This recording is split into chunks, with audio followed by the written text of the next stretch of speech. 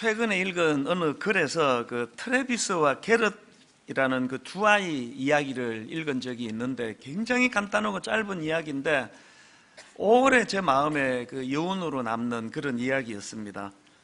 이 트래비스와 게럿이라는 두 아이에게 이제 칼과 나무 토막이 주어졌다는 겁니다. 그래서 이제 이 두 아이 모두가 다 열심히 칼과 나무 토막을 가지고 그렇게 나무를 깎았는데, 한참 시간이 지나고 보니까 너무나 다른 결과가 나타나더라는 겁니다. 두 아이 중에서 트래비스라는 아이 앞에는 멋진 배가 만들어져 있었고요, 여기에 반해서 게럿이라는 아이 앞에는 나무 조각과 또 나무를 깎은 쓰레기들만 쌓여 있더라는 것입니다. 그 똑같은 재료를 가지고 뭔가 열심히 나무를 깎으면서 애를 썼는데 왜 이렇게 다른 결과가 나타났나 하니까요, 이 트래비스라는 아이는 처음부터 그 배를 만들겠다는 분명한 목적을 가지고 나무를 깎았기 때문에 그런 결과가 나타났다는 것이고, 여기에 반해서 게럿이라는 아이는 아무 목적 없이 그냥 되는 대로 나무를 깎았기 때문에 또 주변에 나무 조각 쓰레기만 쌓이는 이런 결과를 가져왔다는 겁니다. 이 간단하고 그 짧은 이야기인데 지난 한 주 내내 제 마음속에서 계속 이 이야기가 맴도는 겁니다. 50몇 살 살아온 제 인생에 있어서 어떤 뚜렷한 목표를 가지고 목적을 가지고 드디어 이 아름다운 배가 만들어져 가고 있는 그런 내 인생인지, 지금 수북하게 쓰레기만 쌓여있는 나무 깎은 열심히 산다고는 했지만 손에 잡히는 게 없는 그런 인생을 지금 내가 살아가고 있는 건지, 또 그런가 하면은 목회하느라고 지난 16년 동안 나름대로는 열심히 달려왔는데 이거 뚜렷한 어떤 목표가 있고 목적이 있어서 이제 분당 우리 교회 안에는 하나님이 기뻐하시는 아름다운 배가 만들어져 가고 있는 건지, 세상에 소음만 일으키는 그 나무 깎은 그 쓰레기들만 난무한 그런 교회인지, 이런 생각을 자꾸 하게 되는 것입니다. 성경에도 비슷한 말씀이 나오는데요, 고린도전서 9장 26절에 보니까 그러므로 나는 다름질하기를 향방 없는 것 같지 아니하고 싸우기를 허공을 치는 것 같지 아니하며, 지금 동계올림픽이 한창 진행이 되고 있습니다만 여러분, 아무 그 골인 지점이 어딘지 모르고 막 제멋대로 달리는 그런 선수는 없지 않습니까? 잘 달리는 것도 중요하지만 그것보다 더 중요한 것은 어느 방향을 향해 달려야 그게 골이 날 수 있는지를 정확하게 알고 달리는 게 더 중요한 거 아니겠습니까? 이런 면에서 보면 미국의 의사이자 수필가인 올리브 웬델 홈즈라는 분이 한 말은 명언 중의 명언입니다. 이 세상에서 가장 중요한 것은 내가 어디에 있는가가 아니라 어느 쪽을 향해 가고 있는가를 파악하는 일이다. 제가 오늘 설교를 왜 이렇게 시작하는가 하면은 오늘 본문을 포함한 이 로마서의 구조를 보면서 제가 너무나 그 감동적인 하나를 발견했기 때문입니다. 로마서를 크게 셋으로 나눌 수가 있고요, 그런가 하면은 그 내용에 따라 가지고 크게 둘로도 나눌 수가 있습니다. 이 로마서를 둘로 나눈다 하면은 전반부인 로마서 1장부터 11장까지는 교리를 다루는 내용이에요. 그런가 하면은 이제 12장부터 16장까지는 그 교리를 바탕으로 한 이 삶의 윤리, 이런 것들을 이제 다루는 적용이라고 그렇게 말씀을 드릴 수가 있겠습니다. 그러니까 오늘 방금 읽은 이 본문은 이 교리를 다루는 전반부의 맨 마지막 부분입니다. 근데 제가 주목하는 게 뭐냐 하면은 교리를 다루는 1장부터 11장까지 구조를 보니까 실질적인 교리에 관한 내용은 지난주까지 살펴본 11장 32절까지 마무리가 되었고요, 방금 읽은 33절부터 36절까지는 그동안의 치밀한 논리로 무장한 교리가 아니라 그냥 하나님께 올려드리는 찬송시예요. 그래서 오늘 이 본문을 분류하기를 송영 혹은 찬송시, 이렇게 분류가 됩니다.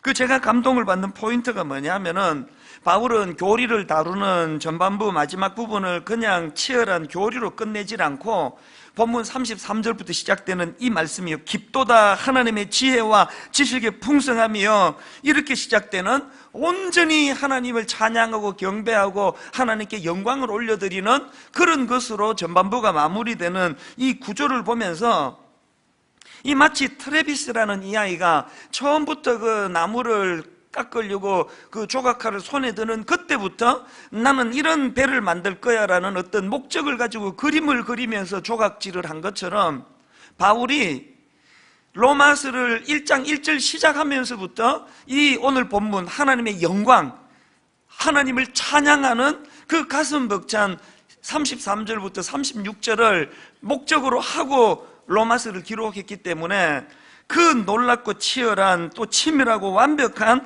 교리를 흐트러짐 없이 그렇게 집대성할 수 있게 된 거 아닌가, 이거를 제가 깨닫게 된 것입니다. 오늘 이런 면에서 저는 여러분에게 도전을 드리고 싶은데요, 여러분의 삶에는 이 바울과 같은 뚜렷한 인생의 목적이 있습니까? 이런 뚜렷한 삶의 목표를 갖는 것이 왜 중요한가 하면은 에베소서 2장 10절을 보십시오. 우리는 그가 만드신 바라 그리스도 예수 안에서 선한 일을 위하여 지으심을 받은 자니 이 일은 하나님이 전에 예비하사 우리로 그 가운데서 행하게 하려 하심이라. 이 에베소서도 바울이 쓴 편지인데 이건 감옥에서 쓴 편지라는 거 다 알고 있지 않습니까? 뭔 죄 짓고 들어간 것도 아니고 너무 당황스럽게도 복음을 전하다가 억울하게 감옥에 들어갔는데, 그 감옥에서 쓴 바울의 편지를 보니까 그것 때문에 당황하는 기색도 없고 인생에 한치 흐트러짐이 없는 거예요. 바로 앞에 나오는 에베소서 1장 4절부터 6절까지도 한번 보십시오. 곧 창세전에 그리스도 안에서 우리를 택하사 우리로 사랑 안에서 그 앞에 거룩하고 흠이 없게 하시려고 그 기쁘신 뜻대로 우리를 예정하사 예수 그리스도로 말미암아 자기의 아들들이 되게 하셨으니, 그리고 6절입니다. 이는 그가 사랑하시는 자 안에서 우리에게 거저 주시는 바 그의 은혜의 영광을 찬송하게 하려는 것이라. 감옥에서 그냥 분하고 억울하고 그 복수해버려야 되겠다, 이런 분노로 가득 차 있는 것이 아니라 뚜렷한 인생의 목표와 목적이 있다가 보니까 지금 감옥에 들어가 있는 이 과정조차도 자기 여정 중에 하나라고 수용할 수 있는 넉넉함이 묻어나오는 거 아니겠습니까? 한나를 한번 보십시오. 성경에 보면은 한나가 그 예전에는 그 불임이라고 그렇게 이름을 했는데 요즘에는 나님이라고 그렇게 이름이 바뀌어졌습니다. 어쨌든 아기가 안 생기는 거예요. 그리고 그것 때문에 그 자기 라이벌인 브닌나라는 여자한테 얼마나 그 수모를 당했던지 사무엘상 1장 6절입니다. 여호와께서 그에게 임신하지 못하게 하심으로 그의 적수인 브닌나가 그를 심히 격분하게 하여 괴롭게 하더라. 이게 한 여자로서 이게 얼마나 이게 자존심 상하고 그리고 마음이 무너지는 상황인지 뭐 딱 보면 아는 거 아닙니까? 그런데 여러분, 한나에게서 우리가 배워야 될 진짜 중요한 건 뭐냐 하면은 막 하나님 앞에 분해가지고 아버지 나 복수하게 해주세요. 저에게도 아들을 주셔가지고 저 번인나 저거 좀 복수할 수 있도록 좀 기회를 주세요. 이렇게 기도하는 게 아닙니다. 한나는요 번인나를 상대하지 않습니다. 그가 지금 하나님 앞에 그 아기를 구하는 그 중심을 잘 한번 보십시오. 사무엘상 1장 10절 11절입니다. 한나가 마음이 괴로워서 여호와께 기도하고 통곡하며 서원하여 이르되 만군의 여호와여, 만일 주의 여종의 고통을 돌보시고 나를 기억하사 주의 여종을 잊지 아니하시고 주의 여종에게 아들을 주시면, 그냥 아들 달라 그러면 되는데 막 장황하게 설명을 하네요. 그 다음에 그 한나의 기도의 흐름을 한번 보세요. 주의 여종에게 아들을 주시면 내가 그의 평생에 그를 여호와께 드리고 삭도를 그의 머리에 대지 아니하겠나이다. 여러분이 짧은 한마디 속에 하나님 저에게 아들을 주신다면 이것 갖고 멋지게 내가 번인나에게 복수하겠습니다, 이게 아니에요. 뚜렷한 목적이 있는 거예요. 왜 아들이 필요한지, 왜 이 아들이 하나님께 영광이 되는지, 하나님 이 아들을 저에게 주시면은 이렇게 타락하고 허무한 우리 민족에 반드시 보탬이 되고 쓰임받는 그런 아들로 기르겠습니다. 하나님은요, 이런 뚜렷한 목적이 있는 그런 기도를 참 기뻐하십니다.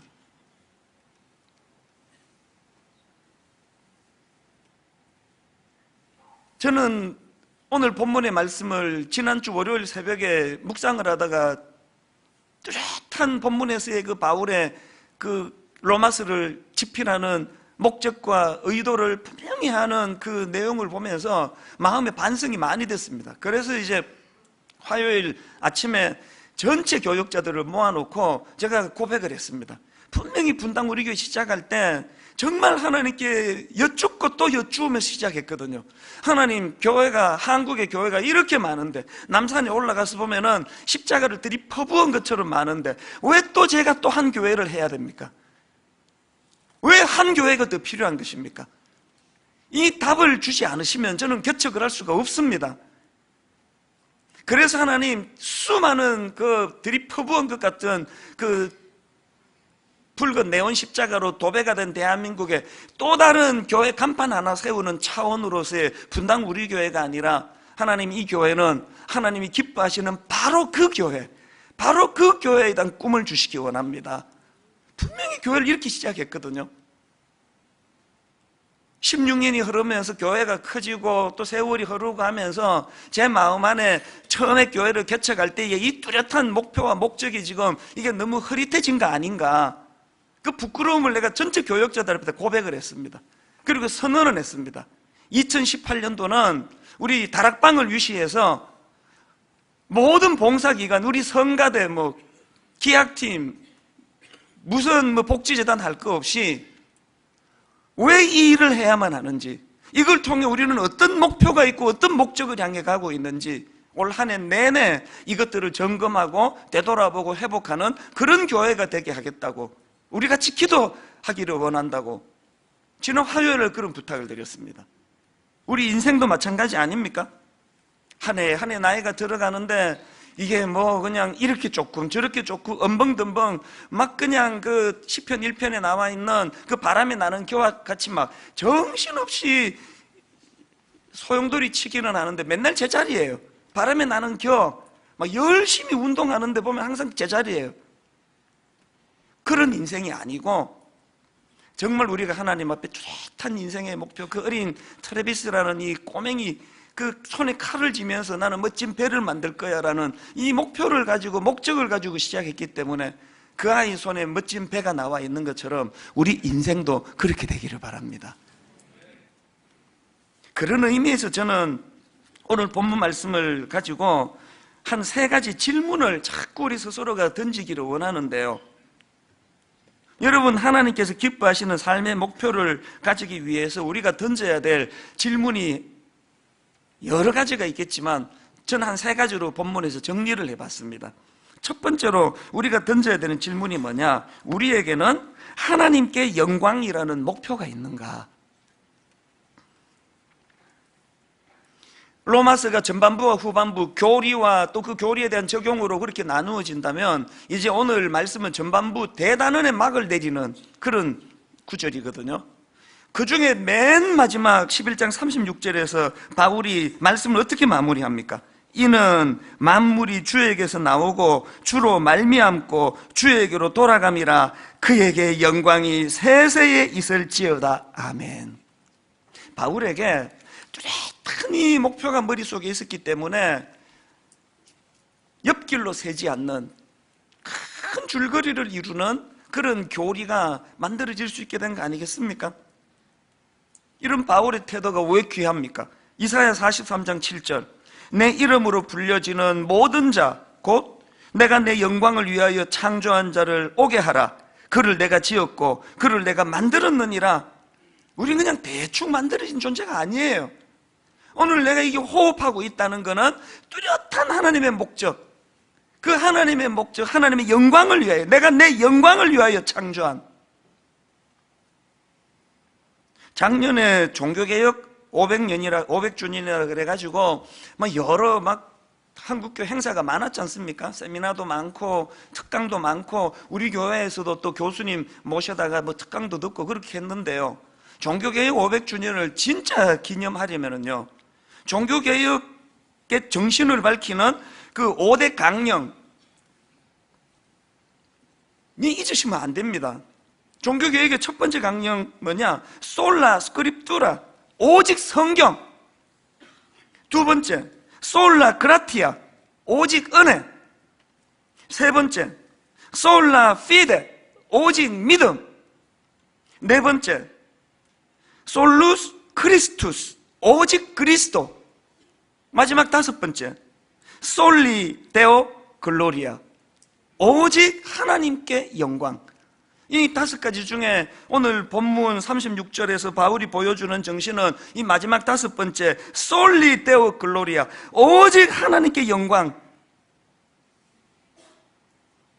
종교개혁자 칼빈은요, 이 솔리 데오 글로리아, 오직 하나님께 영광의 정신이 얼마나 강렬했던지 이 칼빈의 신학을 하나님 영광의 신학이라고 부르는 학자들이 많습니다. 그래서 칼빈에 의해 작성된 제네바 요리 문답에도 보면은 제일 첫 번째 문답이 이렇습니다. 인생의 제일 되는 목적은 무엇입니까? 답이 사람을 창조하신 하나님을 아는 것입니다. 이문, 그렇게 말하는 이유가 무엇입니까? 답이 하나님께서는 우리에게 영광을 받으시기 위하여 우리를 창조하셨기 때문입니다. 이 문답 처음부터 왜 이렇게 문답을 시작하는 겁니까? 출발부터 인생의 목표가 무엇인지를 정확하게 알고 시작하자는 거예요. 그렇기 때문에 우리는 마태복음 5장 16절에서 주님이 주신 이 말씀이요, 이같이 너희 빛이 사람 앞에 비치게 하여 그들로 너희 착한 행실을 보고 하늘에 계신 너희 아버지께 영광을 돌리게 하라. 그 주차 그렇게 하시면 안 되는 이유 아시겠습니까? 예배 마치고 나갈 때 그렇게 그냥 싹싹싹싹 그렇게 빠지면 안 되는 이유는 여러분의 그 작은 행위 하나에도 하나님의 영광이 가려지기 때문이에요. 막 급하다고 그냥 막 아무데나 불법 주차하고 예배 드리면 왜 안 되는지 아시겠습니까? 여러분이 영광 돌리러 예배 드리는 그 시간에 여러분의 불법 주차 때문에 하나님의 영광이 가려지기 때문이에요. 시장에 가서 물건 하나 살 때도 내 착한 행실이 보여야 돼요. 그 너무 많이 깎지 마세요, 그런 거. 그 백화점에 가서는 못 깎으면서 그 가난한 분들이 그 그냥 바구니 넣고 그 그냥 콩나물 여기 좀 파는데 아주 한 주만 더 달라 그러고 그렇게 하시면 그 안 되는 거 아닙니까? 넉넉하게 좀 어려운 분들이 행상을 하시면요, 그 잔돈 다 가져가시라고. 그 내 착한 행실을 보고 하나님이 영광을 받으시도록. 택시 타고 그 분당우리교회 갑시다. 그럼 어지간하면 잔돈 안 받으시면 그냥 그 헌금에서 빼드릴게요. 그 택시 기사가 이 사람이 분명히 지 교회 예배 드리러 가는 거 아는데 수고 많으셨습니다. 그 잔돈 팁으로 가지시면 되겠습니다. 좋은 하루 되세요. 그 안에 하나님이 영광을 받으신다는 거예요. 우리의 삶은 늘 이걸 의식하는 삶이어야 돼요. 복지재단에서 수고하시는 많은 우리 봉사자들, 이웃사랑부에서 봉사하시는 많은 여러분들의 그 이웃을 향한 작은 몸짓 하나가 다 이게 다 하나님의 영광을 위해서 하는 것이라는 이 의식이 없으면 안 하는 게 좋습니다. 교회가 무슨 구제하는 기관도 아니지 않습니까? 그런 의미에서 여러분 고린도 후서 2장 15절에 보니까 우리는 구원받는 자들에게나 망하는 자들에게나 하나님 앞에서 그리스도의 향기니. 저는 이 향기와 관련한 재밌으면서도 씁쓸한 기억이 하나 있는데요. 제가 이제 이 차 오일 교환을 하는데 그 도와주시는 분이 수원의 어느 교회 장로님이세요. 참 신실한 분이신데요. 얼마나 고마운지 제가 목사라고 막 그냥 그 오일 교환하러 가면은 막 이것도 봐주고 저것도 봐주고 막 그렇게 안 하셔도 된다 그러는데 막 다 교체를 해주시고 그렇게 하세요. 한 번은 오일 교환을 했더니 이분이 그 방향제라고요. 그 차 안에 꽤 비싼 것 같아요. 무슨 과일 냄새 같은 이런 향긋한 향기가 이제 차에서 진동을 하는데 매 문 열고 들어갈 때마다 그 냄새가 참 좋더라고요. 그러고 있는데 우리 둘째 딸이 어디 좀 태워줄 때가 있어가지고 이 차를 딱 타더니요. 얘가 딱 타더니 첫 마디가 이거였습니다. 음료수 쏟으셨어요? 확 그냥 초치라는 발언을 했는데요, 그 말이 자꾸 귀에 맴도는 거예요. 여러분, 진짜 향기는요, 그런 인공적인 방향제로서 사람을 감동시킬 수 있는 게 아니구나. 오늘 우리의 모습이 방향제 같은 향기여서 되겠습니까? 오늘 내 안에 뚜렷한 인생의 목표가 있고, 그 인생의 목표는 하나님께 영광이라는 너무나 지고지순한 아름다운 목표이기 때문에 내 몸짓 하나, 내 발짓, 손짓 하나까지라도 나는 하나님의 영광을 위하여 그렇게 애를 쓰는 그 과정에서 자연스럽게 나오는 그리스도의 향기여야지, 그렇게 인위적이고 인공적으로 만들어서 신용해가지고는 사람을 감동시킬 수 없다는 이야기입니다. 그런가 하면은 두 번째로 우리가 하나님께서 기뻐하시는 삶의 목표를 위해서 던져야 되는 질문이 하나 더 있는데요, 우리는 하나님의 주권을 인정하는가? 이 질문을 자꾸 던지셔야 돼요. 본문 36절, 이는 만물이 주에게서 나오고 주로 말미암고 주에게로 돌아감이라. 강해 설교자 제임스 몽고메리 보이스라는 분이 이 구절과 관련해서 덧붙여 설명이 저는 참 와닿습니다. 한번 들어보십시오. 구원을 받지 못하고 거듭나지 못한 상태에서는 모든 것이 인간 중심으로 결정된다. 인간이 만물의 척도이다. 우주 안에 있는 모든 것이 인간을 위한 것이고 인간의 영광을 위한 것이다. 그랬는데 그리스도인이 되고 나면 세계와 그 안에 있는 모든 것이 실제로 하나님께로서 오며 그분의 다스림을 받으며 그분의 영광을 위해 존재한다는 것을 알게 된다. 오늘 이 구절로 우리를 점검해 보실 수 있다고 생각합니다. 무슨 권사, 장로, 목사 된 지 30년 차가 돼도 여전히 우주가 나 중심으로 돌아가는 거예요. 한나가 왜 아들을 주셔야 되느냐? 그것도 절미하고 하나님, 분인나에게 복수할 수 있도록 애기 좀 달란 말이에요. 온통 구하고 바라고 사모하는 모든 게 날 위하는 거, 내 영광을 위하는 거. 그 정도 수준이면 목사고 뭐고 여전히 어린애 같은 수준인 거예요.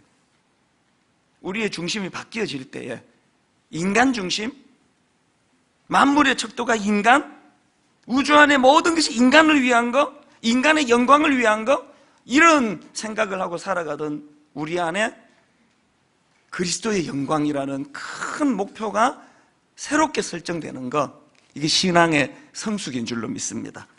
저는 출애굽기 3장에서 하나님께서 이제 출애굽할 이스라엘 백성들의 지도자로 모세를 세우시면서 그를 부르시는데, 그 출애굽기 3장 4장에서 그 하나님이 모세를 부르시는 과정에서 이 두 가지 요구가 참 의미가 있다고 생각이 됩니다. 하나님이 모세를 부르시면서 던지시는 첫 번째 요구가 출애굽기 3장 5절에 나옵니다.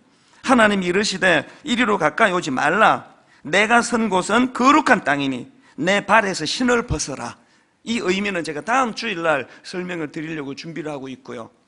두 번째 질문이 뭐냐? 출애굽기 4장 2절부터 4절 두 번째 요구가 이겁니다. 여호와께서 그에게 이르시되 내 손에 있는 것이 무엇이냐? 그가 이르되 지팡이니이다. 여호와께서 이르시되 그것을 땅에 던지라 하시매 곧 땅에 던지니 그것이 뱀이 된지라. 모세가 뱀 앞에서 피하매 여호와께서 모세에게 이르시되 내 손을 내밀어 그 꼬리를 잡으라. 그가 손을 내밀어 그것을 잡으니 그의 손에서 지팡이가 된지라. 하나님이 굉장히 이상한 걸 요구하시네요. 왜 이런 이상한 걸 요구하신지에 대한 설명을 친히 덧붙여 주십니다. 바로 그 다음 5절을 보십시오.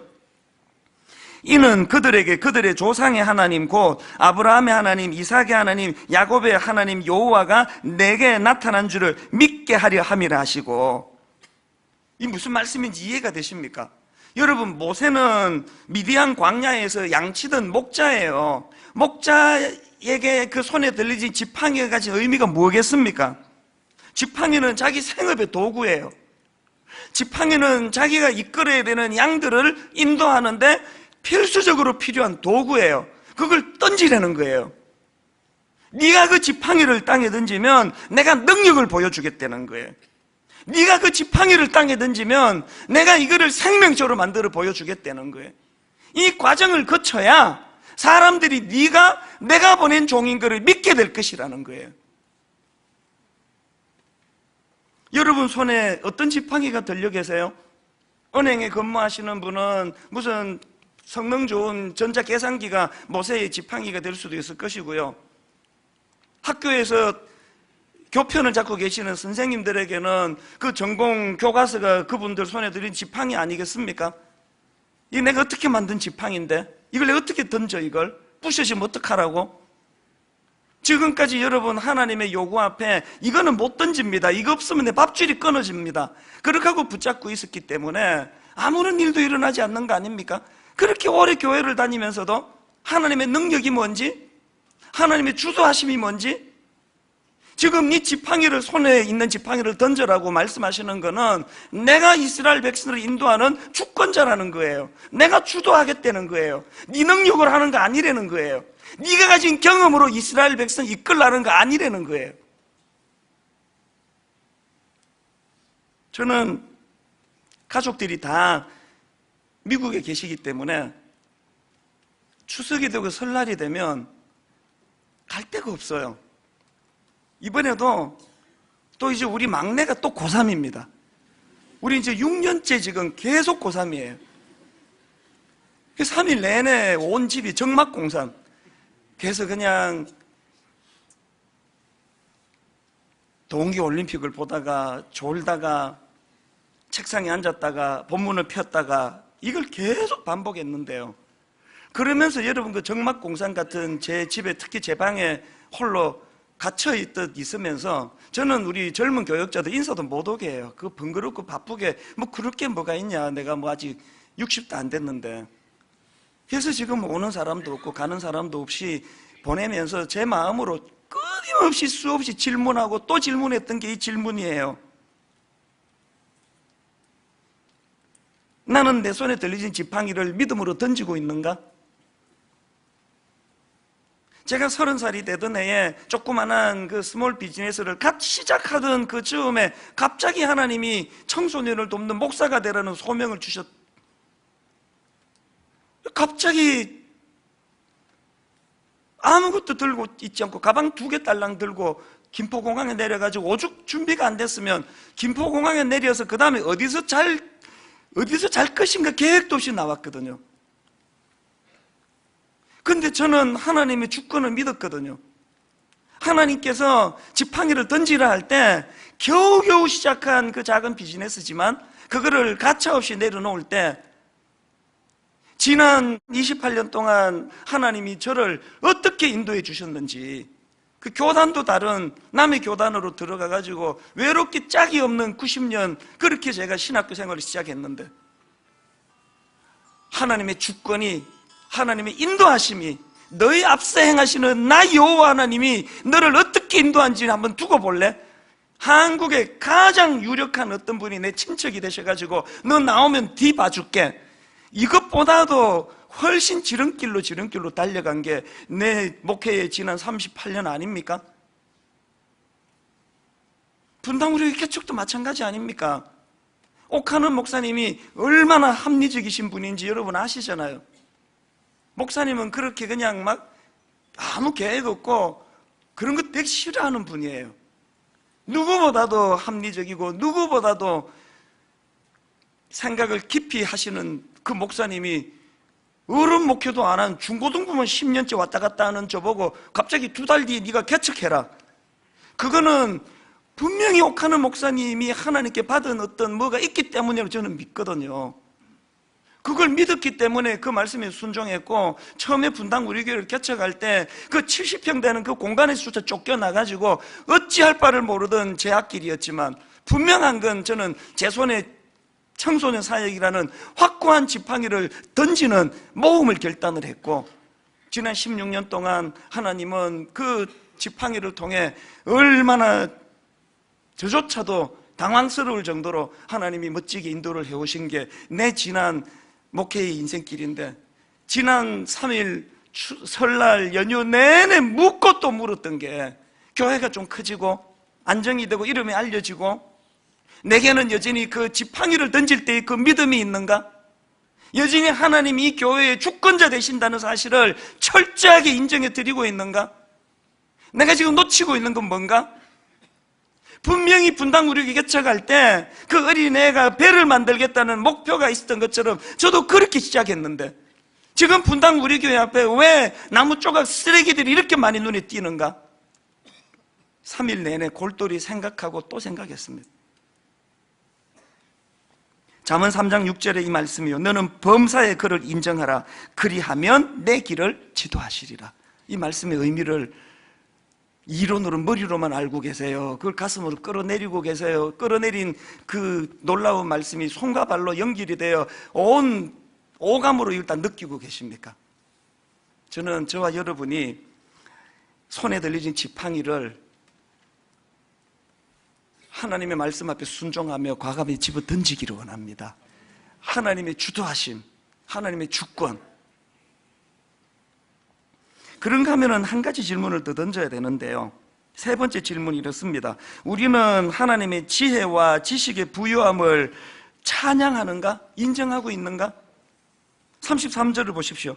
깊도다 하나님의 지혜와 지식의 풍성하며 그의 판단은 헤아리지 못할 것이며 그의 길은 찾지 못할 것이로다. 우리는 주로 하나님의 능력을 구해요. 능력을 주시옵소서.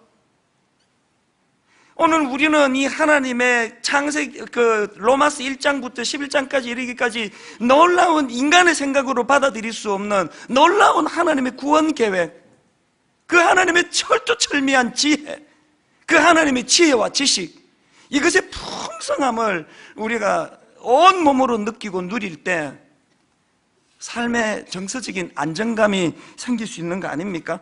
야고보서 1장 5절에 너희 중에 누구든지 지혜가 부족하거든 모든 사람에게 후히 주시고 꾸짖지 아니하시는 하나님께 구하라. 그리하면 주시리라. 교회 개척하고 수백 번 수천 번 되뇌며 하나님께 드렸던 기도가 이 기도예요. 왜? 난 지혜가 없으니까.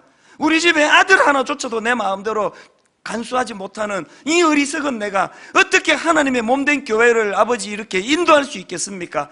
지혜가 부족하오니 너희 중에 누구든지 지혜가 부족하거든 후히 주시고 꾸짖지 아니하시는 하나님께 구하라고 하신 주님, 그 하나님의 능력을 믿고 구하오니 지혜를 주시옵소서.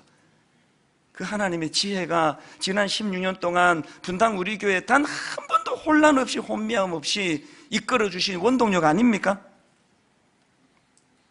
고린도전서 1장 18절 십자가의 도가 멸망하는 자들에게는 미련한 것이요 구원을 받는 우리에게는 하나님의 능력이라. 십자가의 도가 뭐예요? 손해보라는 거 아닙니까? 네가 죽으라는 거 아닙니까? 왜 못합니까? 이 하나님의 지혜를 경험해 본 적이 없으니까 왜 나만 손해를 보느냐고. 분당 우리 교회 처음에 정자동에 개척할 때 자본주의 국가에서 내가 계약했고 계약서 내가 가지고 있고 무슨 자격으로 옆에 있는 교회가 오라 말을 할 수 있느냐고요. 이거 들이밀면은 누가 막을 수 있느냐고요. 근데 포기한 거 아닙니까? 그게 십자가의 도니까. 이웃교회랑 싸우면서 내 권리 찾는 게 교회가 아니니까. 그랬더니 하나님께서는 세상에 꿈도 꾸지 못했던 송림중고등학교 10,000평 되는 이 공간을 예비해 놓으신 게 이게 십자가의 도가 가르쳐주는 지혜 아닙니까? 저는 지난 3일 이 말씀을 준비하다가 너무너무 그리워지는 한 분이 있었는데요, 이분을 소개하고 말씀을 마무리하려고 합니다.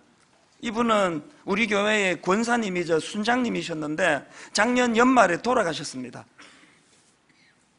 암으로 돌아가셨는데요, 사실 저는 이분이 돌아가실 때까지 이분의 존재가 이렇게 크다는 걸 몰랐습니다.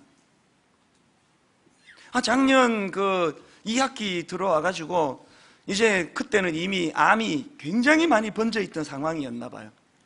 제가 화요일 여순장반을 인도하고 나가면은 복도에 어떤 순장님이 누워서 강의를 듣고 계세요. 누워서 복도에. 전 참 믿음이 없어요. 이제 순장 내려놓으시고 이게 요양을 하셔야 되는데 왜 이러시는지 모르겠다고 그랬는데, 여러분, 이분이 돌아가시고 나서 그 순원이 보내준 편지, 우리 교역자들이 저에게 전해준 메시지들을 제가 정리를 하면서 제가 이분을 존경하지 않을 수가 없었습니다. 어떤 순원이 보내준 편지에 보니까요, 다락방이 있는 금요일이면 이리저리 흩어져 있는 순원들 집을 가가호호 방문해가지고 순원들, 또 순원들의 아기, 그 아기가 타는 유모차 막 이런 가지 꽉꽉 채워가지고 매주 금요일마다 다락방 모임을 그렇게 인도를 해오셨다는 거예요. 이 순장님이 돌아가시고 바로 그 다락방에 속해 있던 젊은 순원이 보낸 편지 한 통이 내 마음을 울렸습니다. 그 이런 내용이 있습니다. 순장님이 너무 수고를 많이 하시기 때문에 그 젊은 순원이 물었을 거 아닙니까? 이렇게 물었습니다. 순장님 힘드시겠어요? 어떻게 이 많은 순원들을 매주 태워오시고 또 끝나면 태워다 주시고 하세요? 그랬더니 이 순장님 딱 한마디 응수하셨습니다. 응, 나는 순장이잖아. 그 다음 한번 들어보십시오. 저는 그때도 순장님이니까 하실 수 있는 건가 했습니다.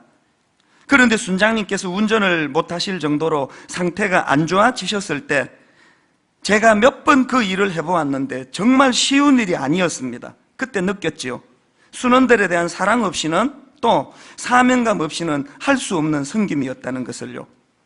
매주 다락방 예배 때마다 교재 준비에 성경 말씀 한 단어까지 쉬운 성경, 영어 성경, 히브리 성경 무엇을 그렇게 복잡하게 찾아서 공부해 오시는지, 또 다락방 교재 한 문항도 그냥 쉽게 넘어가는 문항이 없고 왜 그렇게 부연 설명이 많으셨는지 저는 이분이 이런 수고를 몰랐습니다.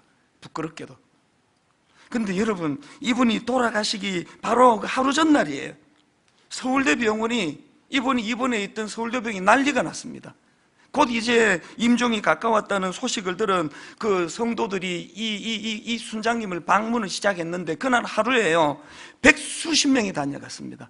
병실 4층에 묵고 계셨는데요, 이 줄이 4층으로는 안 돼가지고 5층, 3층, 아래층, 위층까지 사람들이 대기할 정도로 아마 주변의 사람들이 어마어마한 어떤 인물이 여기 묵고 있나 보다 그랬을 거예요. 사람 많이 병거나 왔다는 걸 내가 지금 강조하는 게 아니고요, 그동안 이만큼 남 몰래 섬겼던 영혼이 많다는 그 얘기를 하고 싶은 거예요. 그런가 하면 제가 이분에게서 담고 싶은 두 번째가 뭐냐 하니까요, 그 하나님께 영광 돌리는 삶이 몸에 배어 있는 겁니다. 장례를 치르고 어느 여전도사님이 보내온 이메일에 이런 내용이 있더라고요.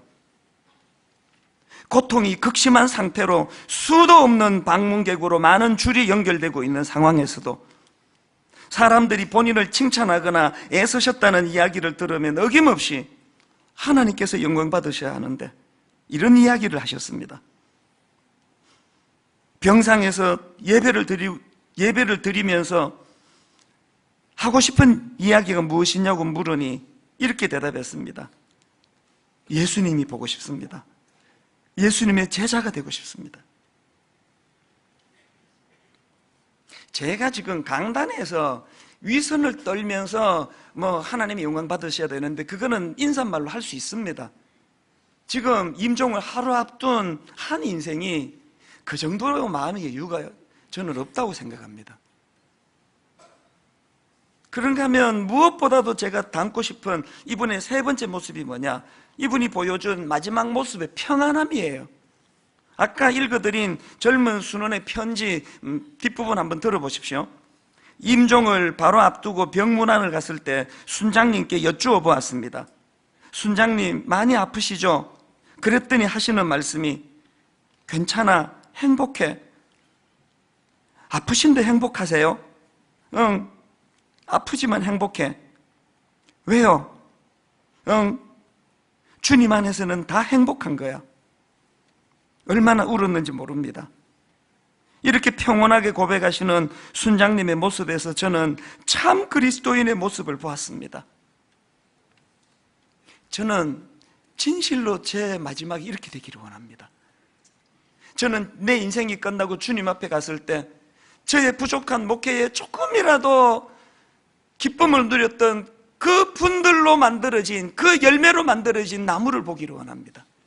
그리고 이 모든 열매는 하나님께 드릴 영광입니다. 이렇게 고백하며 인생을 끝내고 싶습니다. 결론을 이렇게 맺기 원합니다. 트레비스라고 하는 그 어린 꼬맹이가 자기 손에 작은 칼과 나무 조각이 늘려졌을 때 나는 멋진 배를 만들고 말 거야.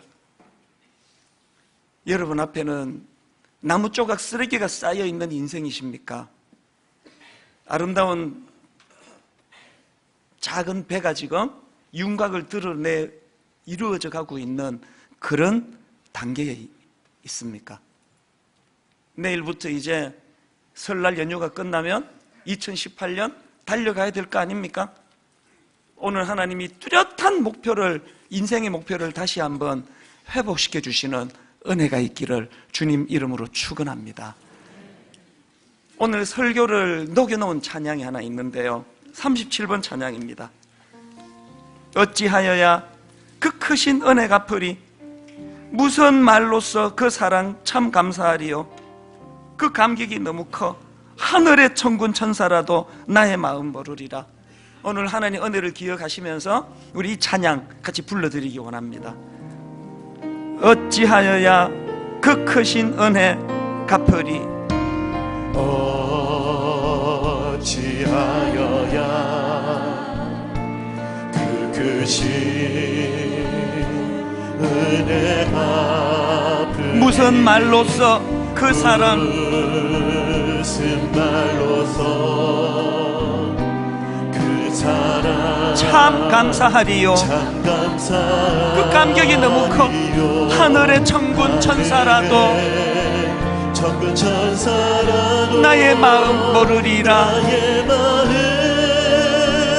모르리라. 나 이제 새 소망이 있음은, 이제 새 소망이 있음. 결론은 하나님께 영광, 주님의 은혜라. 주님의 은 우리 다시 한번 이렇게 고백하시겠습니까?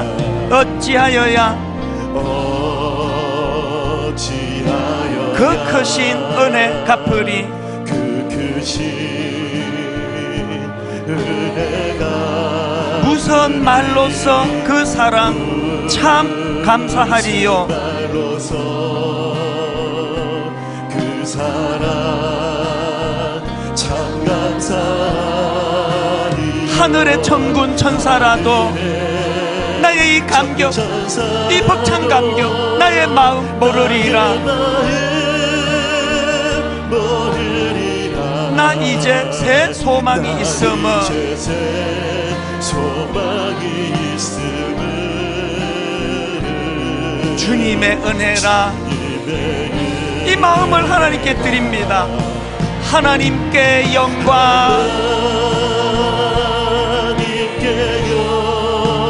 하나님께 영광,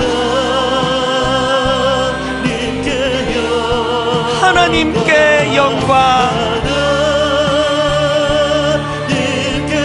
날 사랑하신 주, 여러분 십자가의 감격, 그 피로 날 구하사 죄에서 건지셨네. 하나님께 영광, 날 사랑하신 주 바치리라. 모두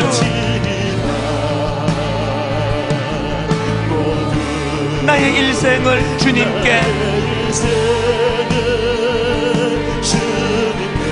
세상 영광 명예도 십자가 갈보리로 돌려보내리. 그 피로 날 구하사 죄에서 건지셨네. 하나님께 영광,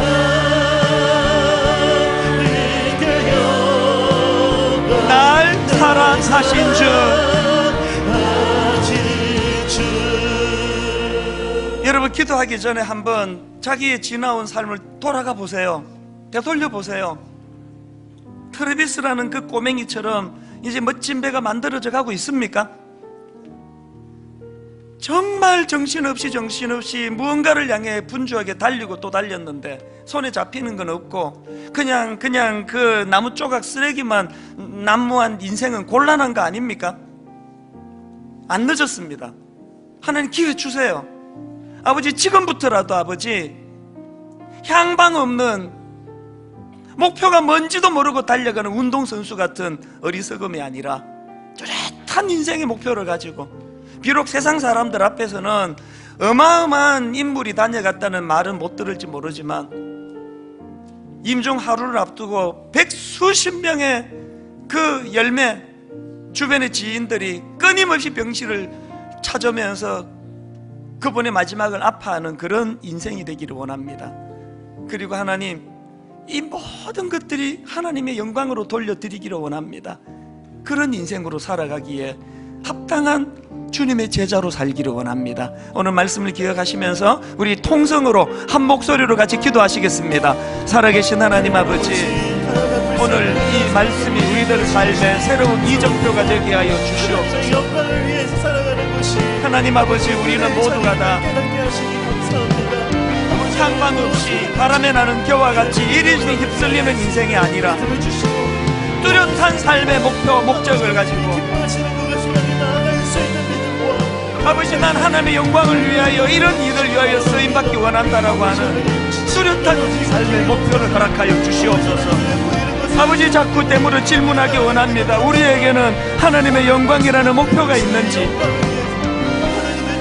하나님, 우리는 하나님의 주권을 인정하는 삶을 살고 있는지, 우리는 하나님의 지혜와 지식의 부요함을 찬양하는 삶을 살고 있는지, 오늘 하나님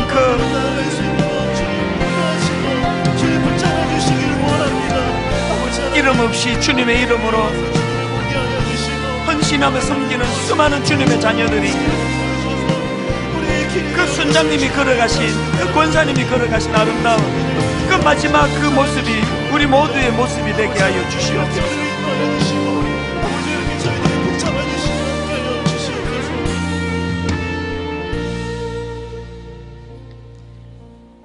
여호와는 말의 힘이 세다 하여 기뻐하지 아니하시며 사람의 다리가 억세다 하여 기뻐하지 아니하시고, 여호와는 자기를 경외하는 자들과 그의 인자하심을 바라는 자들을 기뻐하시는도다. 여호와는 말의 힘이 세다 하여 기뻐하지 아니하시며 사람의 다리가 억세다 하여 기뻐하지 아니하시고, 여호와는 자기를 경외하는 자들과 그의 인자하심을 바라는 자들을 기뻐하시는도다. 하나님이 간단한 창조 원리를 너무나 오래 잊고 살았습니다. 아버지, 뚜렷한 이 하나님의 말씀을 마음에 담고 목적이 있고 목표가 있는, 혼란이 없는, 아버지, 그래 인생의 연조가 깊어가면 깊어갈수록 몸의 힘은 빠져나가고 백발은 성성해지지만 그것이 우리를 초라하게 만드는 것이 아니라 젊은 사람들이 죽었다 깨나도 만들 수 없는 작은 배가 완성되어 가고 있음을 기뻐하고 그것을 바라볼 수 있는 아름다운 인생이 되게 하여 주시옵소서. 그 길로 인도해 주실 주님께 감사드리옵고 예수님 이름으로 기도드립니다. 아멘. 우리 다 자리에서 일어나셔서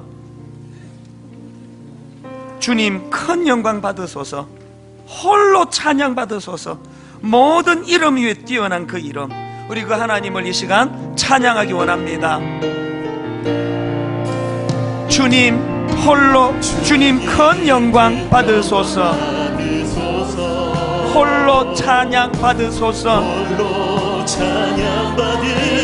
모든 이름 위에 뛰어난 그 이름, 온 땅과 하늘이 다 찬양해.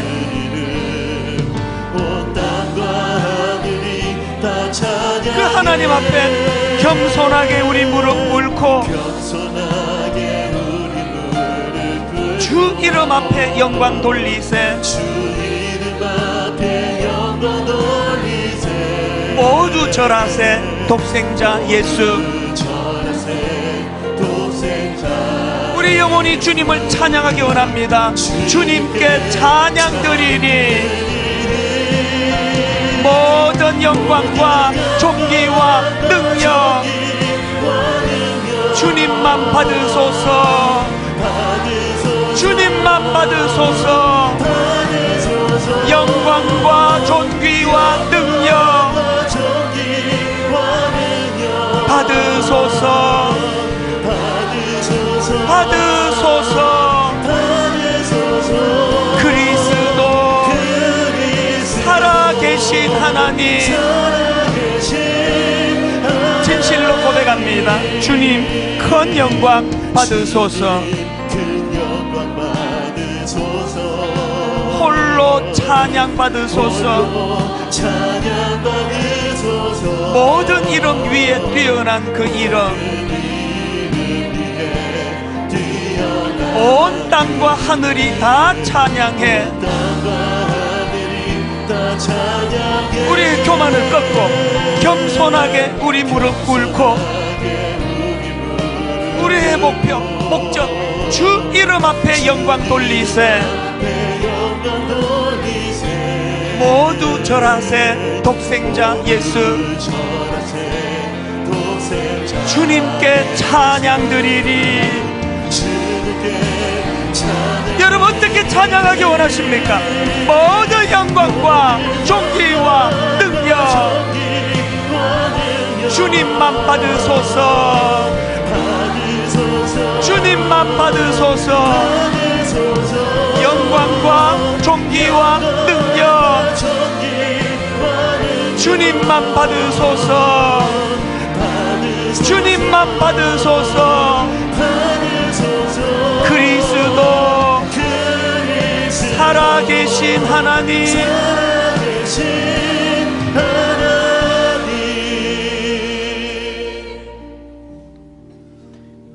여호와는 말의 힘이 세다 하여 기뻐하지 아니하시며 사람의 다리가 억세다 하여 기뻐하지 아니하시고 여호와는 자기를 경외하는 자들과 그의 인자하심을 바라는 자들을 기뻐하시는도다.